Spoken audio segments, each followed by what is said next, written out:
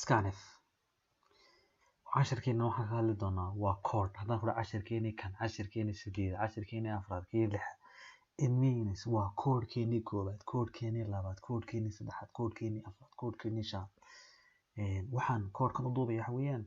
ardaygii inuu ku celceliyo casharadii codekan sharaxaynay habeen waan faahfaahinay wuxuu ka hadlayo iminka ma faahfaahinay codekii sida u qormayo ma ardayga inaad tuso ay muhiim tahay oo dhan main scanf waxaasay qabanaysa printf kaasay qabanaysa bracketka noocaas u qabanayo waan ka sheekaynay waan ku celinay in waxaan ka hadlaynaa codadka sidii loo rangarin lahaa qaabkii loo qori lahaa sidii loo save garin lahaa instructionka sidii isku xigan waxa ma ka hadli doonaa ardayda qaar baa ppt-ga kusoo dhex qoray aan isiri bilow fahmi waydaa editorka dhexdeeda ugu qor sida loo qoray ha arkaan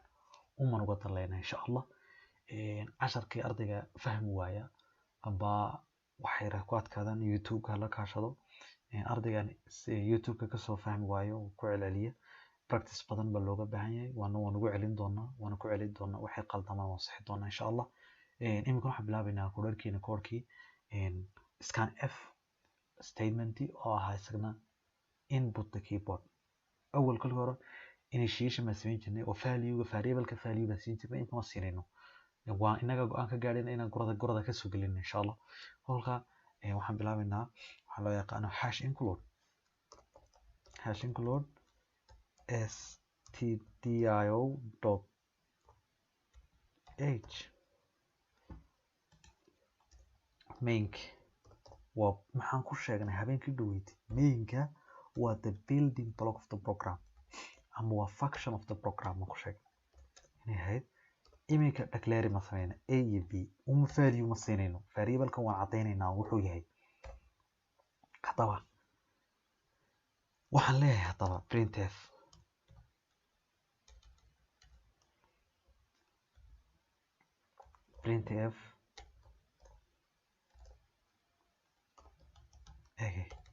enter the number 1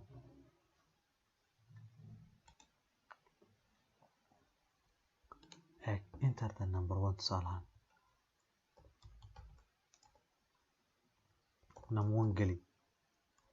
number 1 inoo geli backslash n escape of character ka tirsanay hadaba scanf isticmaal scanf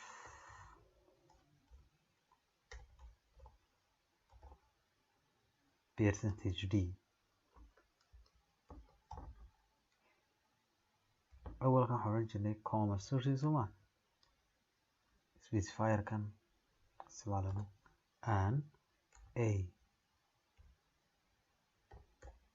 way scanf وشيء نوع عصبي منك هبين كده إذا نكاضن إن شاء الله إنه وجعلها وكاضلي سفي عمو شرحني scanf محيطها وإنسان the keyboard محاقو أن لقى قاريا شيئا أنه لما قرانيو محيو نقونا شيئا keyboard laga soo gelinaya waa a waa variable value gaawi value waxa inoo haynaysa scanf ba ogolaanaysa in keyboard laga soo geliyo way intanon ataan ku biisto waa caadi laakiin hada qorto ka wasi fiican printf number 2 soo koobiyenta quotation through the quotation waa inta message-ka soo daabacayso dhima la ardayda qaar baa bracketkan laga yaabaa inuu casharka ugu horeeyo way dhici kartaa oo soconaya mataqaanay casharadii hore anagu nama joogin ay oranaya casharadii hore nama joogin magalaas nama soo xadirin muxuu ahaa quotation kani egg bracketka iyo bracketkaas inta u dhaxaysa waxa loo yaqaan waa display quotation to quotation isba bedelay inta ma soo baxayso waa message baa loo yaqaan si kala duwan fahmaysa statement terminator weeyaa kani هذا المرسي جوسيجاس حلقة terminate it means حقو شيء لما scanf سوق هذا value بمدول بهدو شيء طبعا محنا قاية value وحلا هاي سالهان p دي و b و variable value طبعا إنه يقرأ كشينا أنه لما يقال وحنا قدام هاي وحلا هاي scan f dot c extension كسيدة ولا وحلا يقال dot c ما سيف كري هل كم حقبة terminator kii baan dhexda soo geliyay terminator de way save kare maxaa qaldan halkan sheeg printf qalqaad print qadaa kana cadaanaysa printf qalqaad igu reference printf waa in logical error printf tii hore markii hore qaldan way dadka qaar ba waxaan tusi doonaa insha Allah bal error aan geliyo iyana kale asaan kale dadku la yaabi doonaan yes waxa ku sheegay it means ka hor buu ku balakay scan f before the scan f maxaa ka tagtay terminator ki loogu tala galay waxa ku sheegay terminator ki laga tagay on save free go'aan ka gaar waxaan leeyahay value waan gashaday value kala gasho freesadan wax calculation u dhacay may it means inta ma ka dan leh hadhow calculation waan siin karaa bal calculation siiyo variable hadaba soo declare karayso oo yaqaano c variable c la soo declare karayso c maxay ku haynaysaa a plus b mid kamid ah printf ka ku biiso waa caadi waaye printf baa leh printf maxay sum equal percentage d oo la shaqeynaysa data type ka loo yaqaano integer specifier magaca loo yaqaano oo waxa lagu shubayaa hadaba xogtii haysay c maxay ku haysaa variable ka c waxay ku haysaa variable ka c ma la isla garanaya maya oo hadhow baa loo sheegi doonaa si ma taqaanay hadhow marka la soo gadin value waxay haysaa imika iskuinta a b ma noise variable baan declare kaysay value baan siinay keyboard kan ka fiiriyo waxa ku ogolaanaya waxa keyboard laga geli waa scanf waxa ku ogolaanaya in message kala soo daabaco waxa loo yaqaan inay printf plus save gareeyo favors waxa la maxaad qalatay maxaan qalday printf t la soco halkan ku sheegi doona waxa qalatay save aan siinaya labadin value geli go'aan ka gaar value kalena ka gaar tutay saat sugi waxay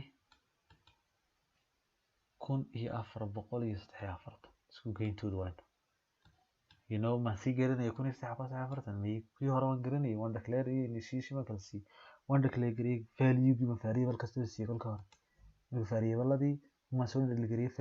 value keyboard ka ayaan ka galiyay wala islama garanay kolkaasi ay 10 scan f oo ilmihiis waxa ku cadaanaysa inuu ka casrisan yahay buu ka yar yahay mataqaan logic-kiisu aad uga fiican yahay mataqaan ma garanayso qof imika 10 hadda soo koobiyo daan ma garan karo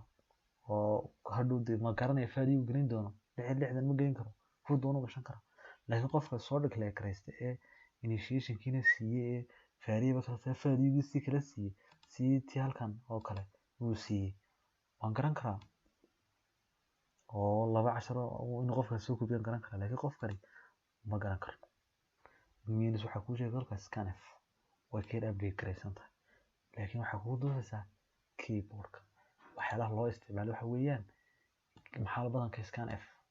loo isticmaalo c imbalance waxa loo yaqaan c++ maxaa loo isticmaalayaa waa through the security purpose password-ka garanaya hadhow lama garanayo markii kale saadki habeenkii saadkan sameynayay oo saad kan waa saynu tusay binkayga ma la garanaya ninka balangeliyo saadka save gareeyo binkayga ya cadeynaya way adi binkaaga loo garan waayo ninka binkaaga dad dakadaad ka garanaysaa meel baad ku qoratay hadii meel aad ka qorto ma la garan karaa laakiinse hadii kale qofna ma ogaan kara de ninka binkayga geliyo waxa odhanaya binkaad qaladay waa binkaad gelisay waa qalad fadlan ku celi mar dambe waayo waxa ku ogolanay shayga wax loo yaqaano scanf aad iyo aad ayay uga fiican tahay imka binkaygan saxo imka binkayga waxaan gelinayaa 2622 itus hadhaaga uu ku tusaya hadhaaga waa 12 kuna shil number 1 website-ka kolka hore si loo diri jiray saasoo kale u shaqeynaya scanf waxyaalaha ay ku siinayso waa aad bay u fiican tahay waa weeyaan waa for security purposes baa loo isticmaalaa laakiin inagu saadkan waa madadaalo samayn doonaa projectkeena ku salaysan yahay oo inaan saad iyo examination sameyno laakiinse waxay si programming dhisaysaa logicaaga code-ka yes structural inaad dhismi karto code samayn karto san habeenkii horeba ku sheegnay oo software-rada lagu sameeyay waxyaalaha ay kamid tahay anigu sheegay in for lagu sameeyay Linux operating system waxyaalaha ugu adag adduunka aan la jebin karin waxa lagu sameeyay program halkaas ku joojinayna casharkiina scanf waxaan habeenkii dhaweyta sheegnay in qof walba uu samayn karo wax loo yaqaano assignment kaasi oo scanf kan dhiganay weeyaan laakiin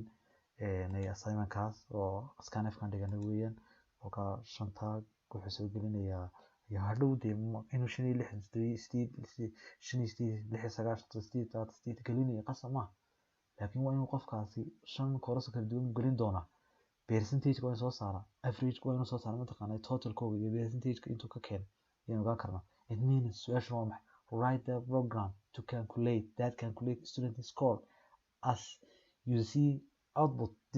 soo arki kartid output-kan chapter-keena sina muxuu ahaa